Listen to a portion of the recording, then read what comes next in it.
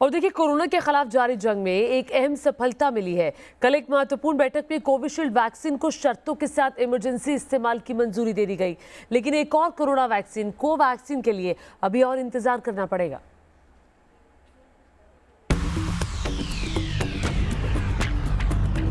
Corona से परेशान लोगों के लिए नया साल खुशखबरी लेकर आया। आप कोरोना की वैक्सीन का वेलकम करने के लिए तैयार हो जाइए। भारत में वैक्सीन का ड्राई रन आज से शुरू हो रहा है और कोविशील्ड के इस्तेमाल का ऐलान अब किसी भी वक्त हो सकता है। एक्सपर्ट कमेटी ने शुक्रवार को serum institute of India, Pfizer और भारत बायोटेक प्राइवेट लिमिटेड की वैक्सीन पर बड़ी मीटिंग की, जिसमें कुछ शर्तों के साथ कोविशील्ड वैक्सीन के इमरजेंसी इस्तेमाल को मंजूरी दे दी गई है। साथ ही drugs controller general of India DCGI की राय भी इस वैक्सीन के पक्ष में बताई जा रही है। लेकिन Central Drugs Standard Control Organisation CDSCO ने इसे मंजूरी देने से पहले कुछ और डेटा मांगा है। जब इस वैक्सीन पर CDSCO की मुहर लग जाएगी तो इसका इस्तेमाल शुरू हो जाएगा।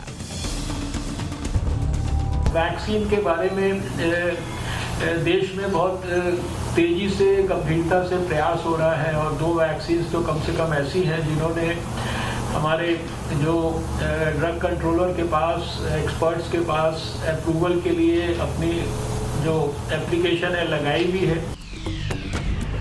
दरअसल सीरम इंस्टीट्यूट ऑफ इंडिया में तैयार हो रही कोविशील्ड वैक्सीन न सिर्फ सस्ती है बल्कि इसका स्टोरेज भी बाकी वैक्सीन के मुकाबले किफायती है, क्योंकि इसे सामान्य रेफ्रिजरेटर वाले टेम्परेचर पर स्टोर रखा जा सकता है। मोदी सरकार कोरोना के खतरे को बेअसर करने के लिए मिशन वैक्सीनेशन में जुटी हुई है।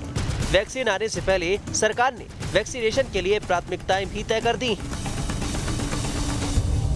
वैक्सीन के बारे में देश में बहुत तेजी से गंभीरता से प्रयास हो रहा है और 2 वैक्सीन तो कम से कम ऐसी हैं जिन्होंने हमारे जो ड्रग कंट्रोलर के पास, एक्सपर्ट्स के पास अप्रूवल के लिए अपनी जो एप्लीकेशन है लगाई भी है।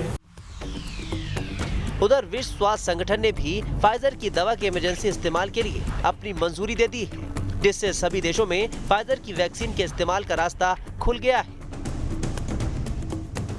अमेरिका के बाद दुनिया का दूसरा सबसे ज्यादा कोरोना संक्रमण वाला देश है। भारत की योजना है कि आने वाले 6 से 8 महीनों में 30 करोड़ लोगों का टीकाकरण किया जा सके। Team news nation.